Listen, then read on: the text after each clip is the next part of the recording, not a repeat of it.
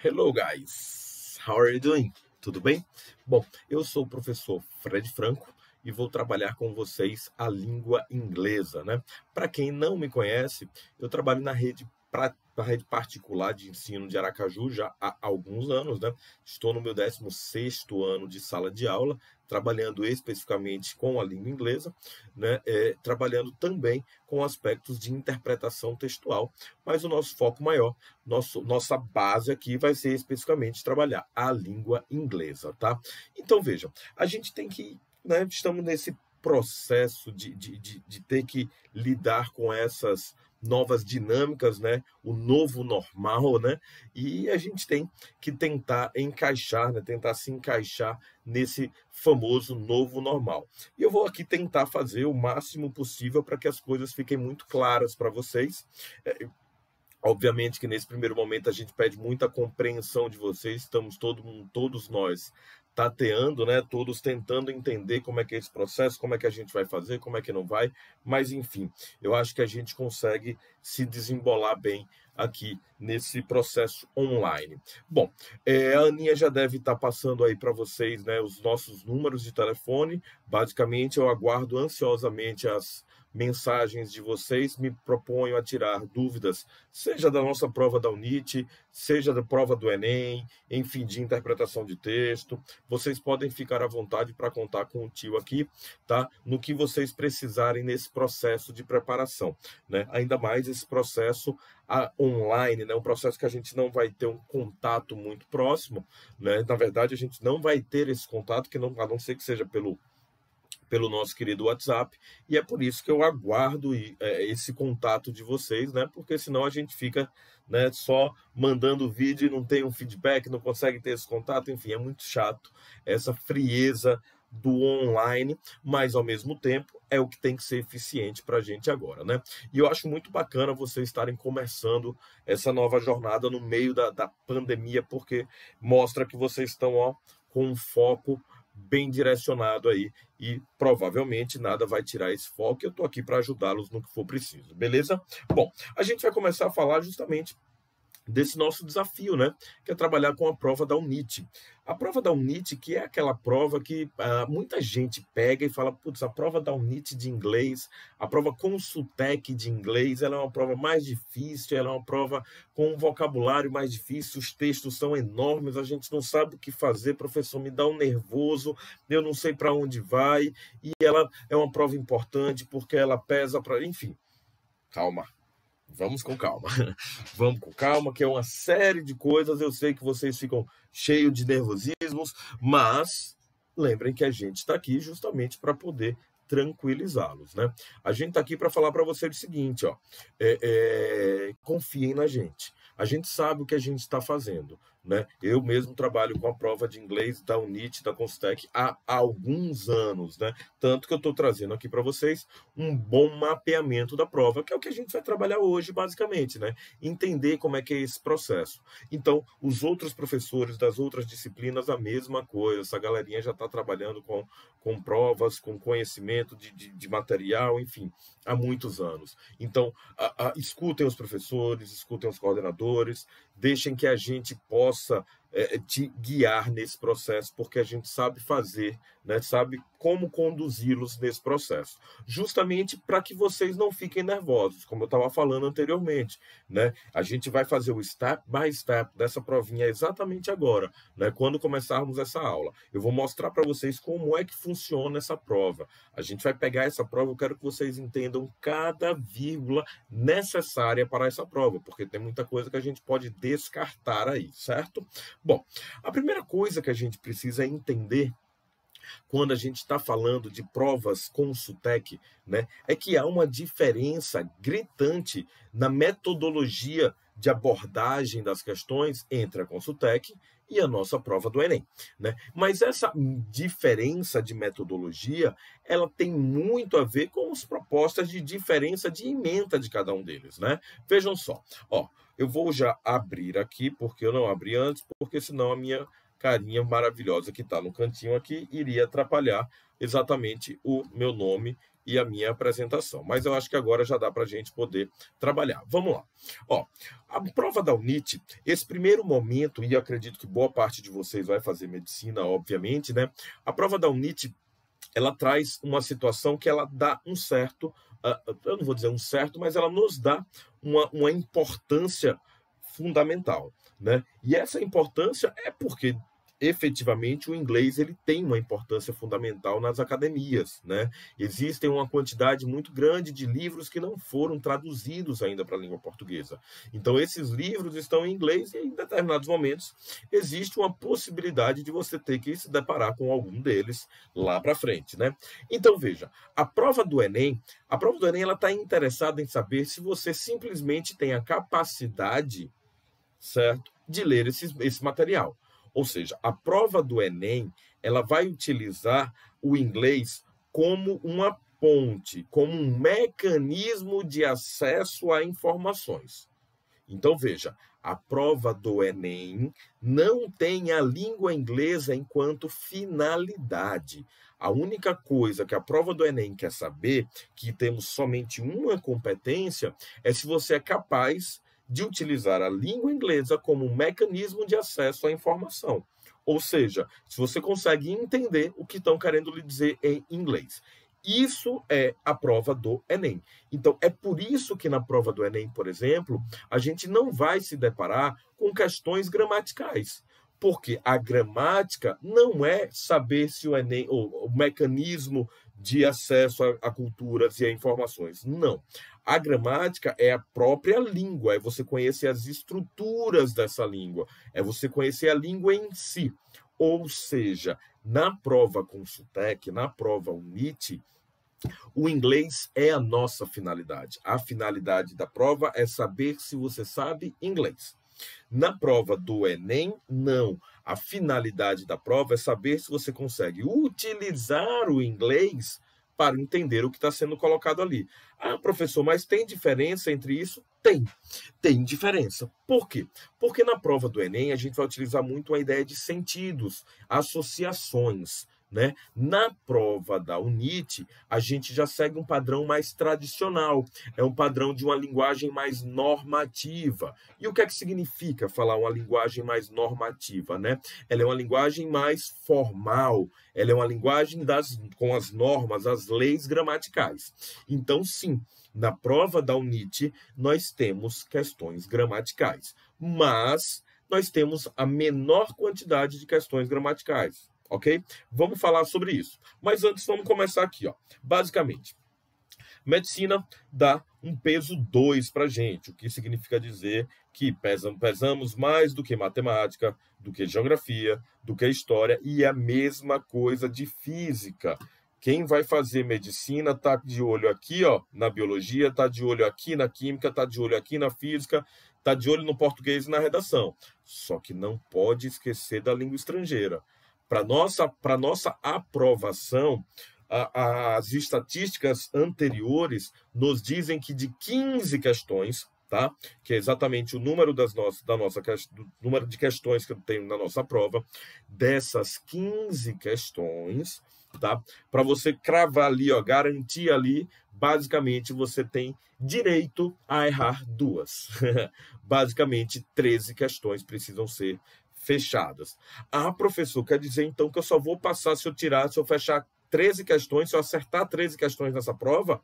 Não necessariamente. Eu já tive alunos que passaram com 11, por exemplo, mas ele fechou biologia, né? Então ele teve uma compensada aí. Mas enfim, o que é importante para a gente?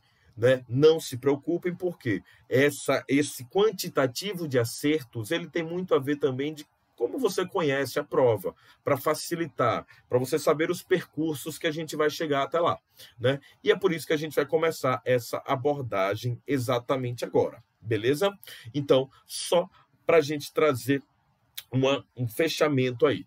A prova da UNIT vai trazer para a gente questões gramaticais, porque a língua inglesa é a finalidade dessa prova, né? Então, nós teremos questões de interpretação de texto, questões gramaticais, certo? E teremos um peso 2 nessa prova. Então, foca muito no inglês, porque ele vai ter um peso maior que matemática, que história, o mesmo peso que a física, tá? Então, não subestima a língua inglesa, porque ela pode ser o seu diferencial na hora de fechar essa prova ou de fazer uma boa pontuação. Mas vamos ver como é que é feita essa prova, né? A prova da UNIT, basicamente. Bom, a prova da UNIT ela tem duas perspectivas que são claras, que é, primeiro, a Text Comprehension, falaremos sobre ela, certo? E depois nós temos a Grammar, a gramática. E eu vou falar um pouquinho para vocês de como é a abordagem desses dois tópicos, tá?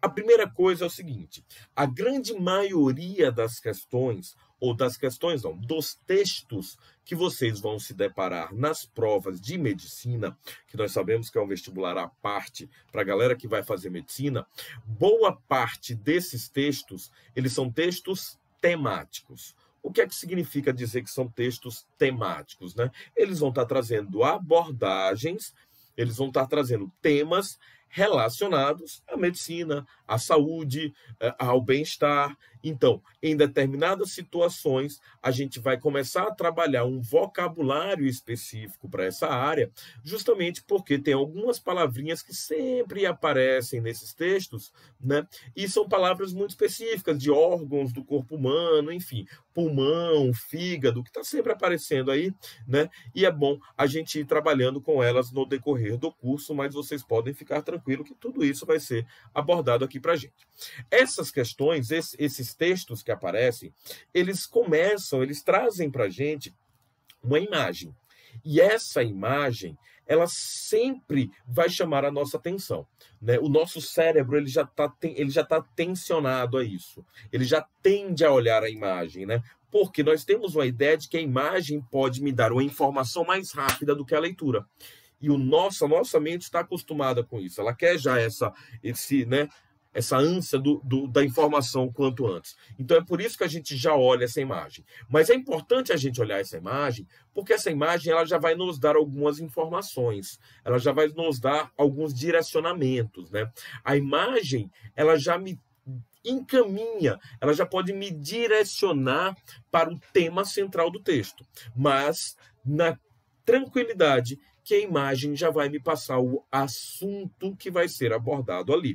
Quem vai me passar basicamente a ideia do tema central é o nosso título, tá? Assunto, algo mais abrangente, vai estar relacionado à imagem. Já o título, que é quando ele começa a afunilar as informações, já vai estar relacionado ao tema, certo? Então, veja, se a gente vê uma imagem aqui, ó, provavelmente de uma escavação. Então, eu já sei que esse assunto, né, esse texto vai estar relacionado provavelmente a alguma coisa de fóssil, que eu já encontro a palavrinha fósseis ou fóssil aqui, né? Então, ele já me leva a algum entendimento. Assim como aqui, ó, se eu vejo um passarinho, como está aqui nessa imagem, provavelmente esse texto vai me trazer alguma coisa sobre esses pássaros, tanto que a gente já vê a palavra birds aqui, né? Então, vejam, mas para que eu possa me utilizar desse repertório, né, para que eu possa fazer essas devidas associações, é importantíssimo que nós tenhamos um bom repertório sociocultural, né? Um bom conhecimento prévio para a gente poder estar fazendo todas essas associações. E quando você vê já uma imagem ou um título, você já tem uma noção de para qual caminho o texto vai percorrer, né? A gente já começa a trilhar o nosso percurso. Vejam só. E aí a gente já começa a trabalhar, só que eu não vou começar a trabalhar com vocês sobre o texto. Por quê, professor? Porque a gente não começa a resolver a questão pelo texto. Aliás, a gente não começa a resolver a prova pelo texto. Por quê? Porque, vejam, nós temos basicamente uma média de 5 questões por texto na língua inglesa, né? Na prova de língua inglesa. Aí vamos lá. Nós temos A primeira questão, já estou aqui falando da ordem das questões para a gente poder entender essas coisas básicas, né? A primeira questão, geralmente essa primeira questão, ela vai me dar uma ideia, ela vai me fazer uma pergunta sobre a ideia geral do texto, uma questão abrangente. Na sua grande maioria das vezes, ela vai ser em true or false, como a gente está vendo aqui, ó, verdadeiro ou falso, certo? Então, essa questãozinha daqui de verdadeiro e falso, geralmente é sobre a ideia central do texto, as primeiras informações que eles me trazem. E isso é muito interessante, tá? Isso é muito interessante porque se eu pergunto a vocês assim, ó, quando você vai escrever uma redação, onde é que você coloca a ideia central do seu texto? É na conclusão? Não. É no desenvolvimento? Também não. A nossa ideia central de um texto, quando falamos de um texto dissertativo, essa ideia central ela vai estar, obviamente, na introdução. Então, geralmente, a primeira questão está relacionada à introdução, certo? E aí, ó, a gente já vê. Primeira questão, eu coloquei numa cor aqui, que a gente já pode ver que ele vai me falando alguns aspectos que eu vou marcando aqui. A segunda questão, certo? Ela já é uma questão que ela começa a me afunilar informações, até porque, obviamente, o texto ele começa a ter uma explicação, né? Ele começa a ter um desenvolvimento a respeito da ideia que foi colocada na introdução e ele começa a me fazer perguntas a respeito desse desenvolvimento. Só que esse desenvolvimento, ele é feito basicamente explicando coisas, né? Ele vai afunilando informações. E é exatamente o que vai acontecendo com as nossas questões, certo? Então vejam que louco. A segunda questão, ela já vai ser uma segunda questão, que ela já vai me fazer uma pergunta mais específica. Então, provavelmente, ela vai me trazer uma palavra-chave, provavelmente ela vai me trazer um marcador tipográfico. Professor, o que é um marcador tipográfico? Não se preocupa que teremos aulas específicas sobre isso, ok? Teremos aulas específicas sobre as estratégias de leitura. Por exemplo, a primeira questão que eu estava falando para vocês, ideia central do texto, skimming, é a nossa estratégia de leitura. A segunda questão, que ele já me pede uma informação mais específica. Qual é a estratégia de leitura que eu vou utilizar, professor? A gente já utiliza o scanning. Por quê? Porque a gente está em busca de uma palavra-chave ou de um marcador tipográfico, né? E os marcadores tipográficos são aquelas palavrinhas que marcam o texto. Geralmente são palavras com nome próprio, são palavras ou são os números que aparecem no texto, enfim, tudo isso são os marcadores tipográficos. Como acontece aqui, ó, na terceira questão, ó, quando ele me coloca o nome do Luiz Carlos Ribeiro. Então, nesse caso daqui, eu já vou diretamente no texto procurando o nome Luiz Carlos Ribeiro, certo? Que se você parar para prestar atenção, deixa eu tomar uma água aqui, que ninguém é de ferro, né? Que se você prestar atenção, olha só, eu tenho a primeira questão aqui, certo? A segunda questão, ela está aqui, ó. A terceira questão, ela já está marcada de azul aqui, a resposta dela, certo? O que é que eu quero falar para vocês em relação a isso? Que nesse caso, a maioria das provas da Consultec, a maioria das provas da UNIT, elas vão seguir uma cronologia na ordem das suas questões. Cronologia, como assim? Como eu estava explicando para vocês, ó. A primeira questão geralmente vai abordar o primeiro ou o segundo parágrafo. A segunda questão, ela já vai estar cronologicamente no texto abaixo da primeira. Então, ó, se a primeira está aqui marcadinha, a segunda está aqui. A terceira, cronologicamente, depois da segunda. Então, isso é uma coisa importantíssima para a gente entender, certo? O segundo tópico, que na verdade já é o terceiro tópico aqui, importantíssimo para a gente, é quando falamos da equivalência das informações no texto. O que são essas equivalências de informação, professor? Veja só. A prova da Consultec ela vai trabalhar muito com uma ideia de equivalência de sentido, que é a nossa paráfrase, em outras palavras, né? Se a gente for falar da nossa gramática da língua portuguesa, né? Ela é basicamente a paráfrase, que é você dizer a mesma coisa de outra maneira, com outras palavras. Por exemplo, ó, aqui ele está me falando de large size species, né? Aqui a gente vai achar huge dinosaur. O que é que significa a palavra huge? Enorme. Huge is something bigger than big, né? Alguma coisa maior do que grande. Então, huge é enorme. Quando a gente chega aqui, ele não me utiliza a palavra large, ou ele não utiliza a palavra huge, ele utiliza a palavra large sized, ou seja, um tamanho grande, né? Então, ele está utilizando uma equivalência de termos, certo? Uma equivalência de termos. Bom, ele vai estar sempre fazendo essa equivalência, dizendo a mesma coisa com outras palavras. Isso é basicamente como vai ser a informação que vai ser passada aí. Bom, sigamos. Quanto ao aspecto da interpretação textual, eu acho que dá para a gente entender claramente, né? Nós tivemos questões, ó, a primeira questão, uma questão geral, segunda e terceira questões, no caso, mais específicas. Geralmente, a quarta questão já é uma questão de vocabulário, certo? Lembram que eu falei que eram 5 questões, basicamente 5 questões por texto? Então, as 3 primeiras a gente fez com a interpretação textual. A quarta questão, basicamente, ela é de vocabulário e, geralmente, a quinta questão de pronomes. De gramática. Mas vamos falar primeiro desse vocabulário aqui.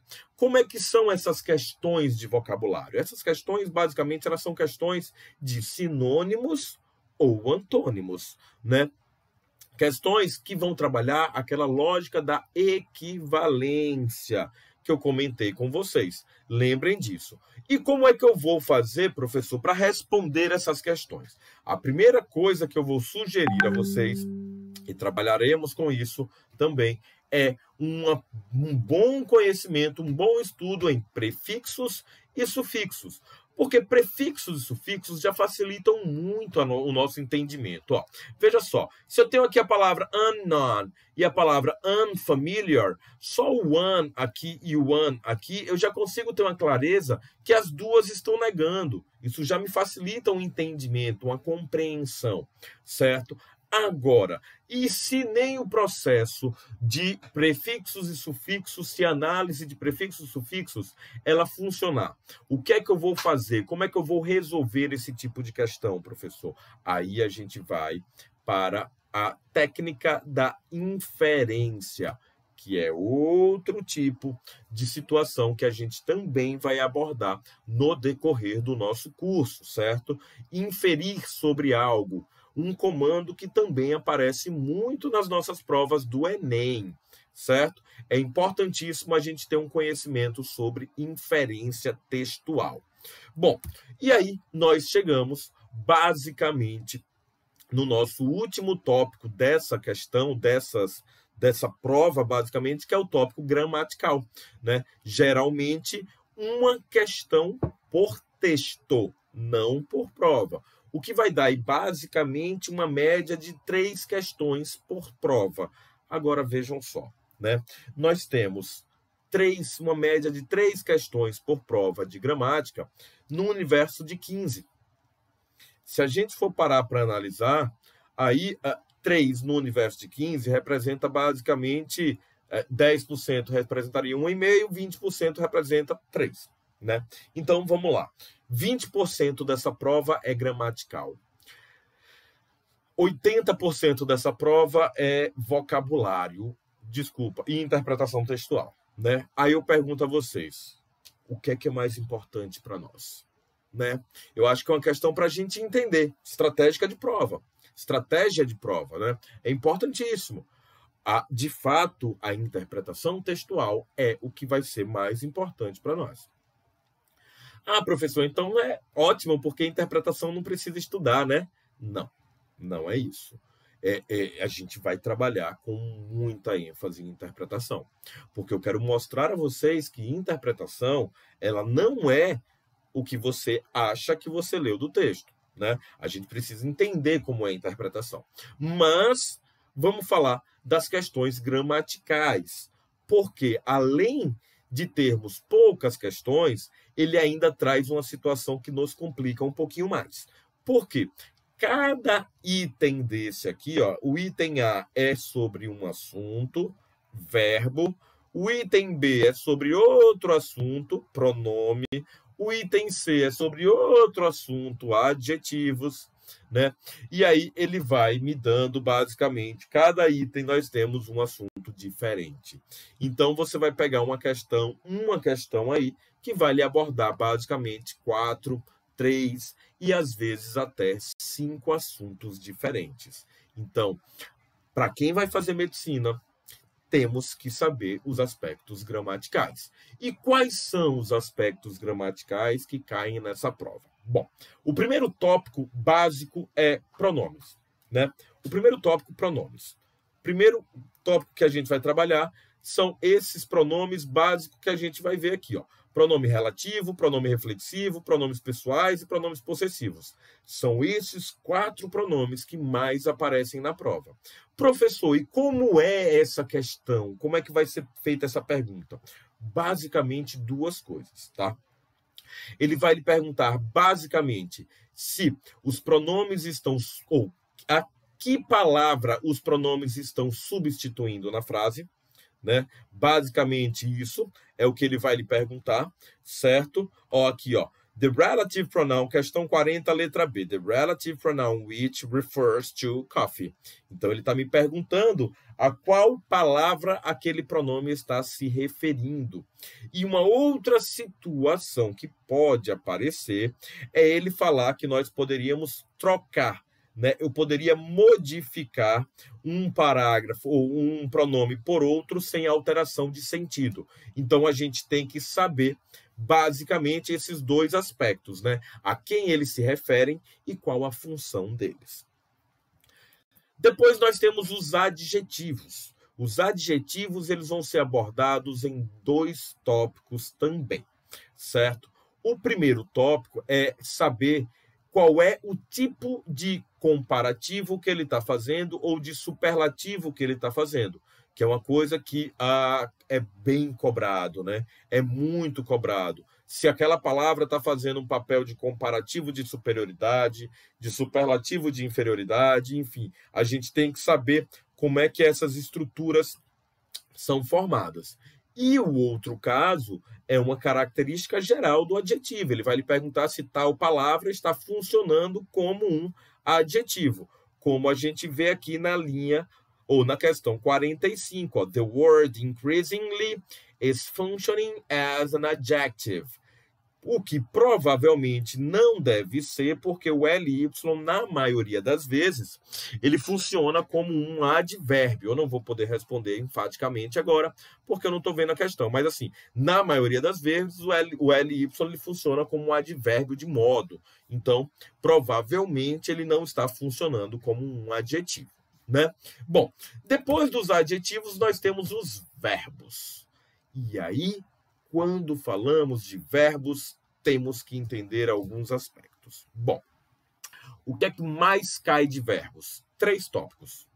Modal verbs, precisamos saber, ok? Passive voice.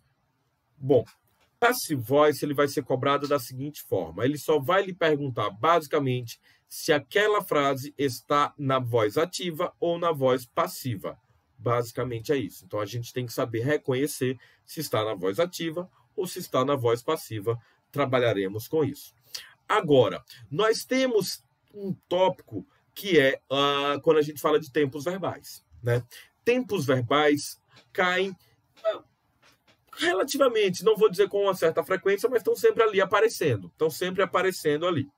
E quando temos uma pergunta sobre tempo verbal, é basicamente para ele saber se aquele verbo está praticando um determinado tipo de ação, né? Ele vai perguntar se aquele verbo está descrevendo uma ação no passado, se aquele verbo está descrevendo uma ação que teve início no passado e se estende até os dias atuais. Enfim, ele vai me dar um tempo verbal. Na maioria das vezes, esse tempo verbal que é abordado é o present perfect, tá? O present perfect vai ser um tempo verbal justamente do que o exemplo que eu falei. Uma ação que começa no passado e se estende até o momento, né? O present perfect ou present perfect continuous. Aqui, ó. Temos aqui, ó, questão 19. The verb there has been describes a past action connected with the present time.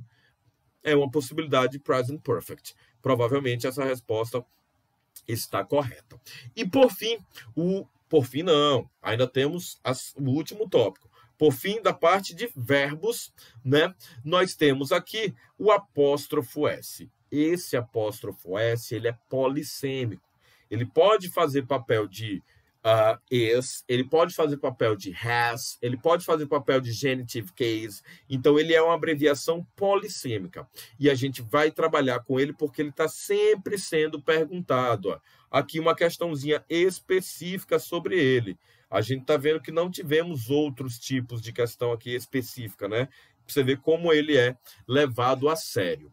E, por fim, sim, agora, por fim, as nossas conjunções, tá? As nossas conjunções. O que é que eu preciso saber de conjunções, professor? Basicamente, duas coisas, tá? Qual é o tipo de conjunção que ela se encaixa? Se ela é uma conjunção adversativa, se ela é uma conjunção explicativa, se ela é uma conjunção conclusiva, ou, basicamente, se uma conjunção pode substituir a outra. Vejam só, situações de uso e equivalências. Basicamente, situações de uso. Porque a equivalência é você saber se elas fazem parte da mesma situação de uso, né? Se elas fazem parte, por exemplo, se for uma explicativa, because e due to, se as duas são explicativas, provavelmente elas poderão ser substituídas uma pela outra, né? Elas poderão ser equivalentes naquele termo. A UNIT não costuma fazer perguntas mais específicas sobre essas conjunções. É basicamente essas possibilidades de uso. Queridos, eu termino por aqui, tá? Espero que tenha ficado claro para vocês.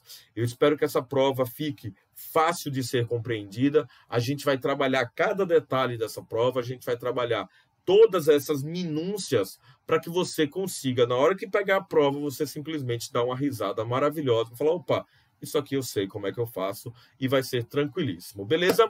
Eu sou o professor Fred Franco, agradeço demais a sua paciência, colaboração por ter chegado até aqui o final do vídeo e nos vemos na próxima semana. Um cheiro!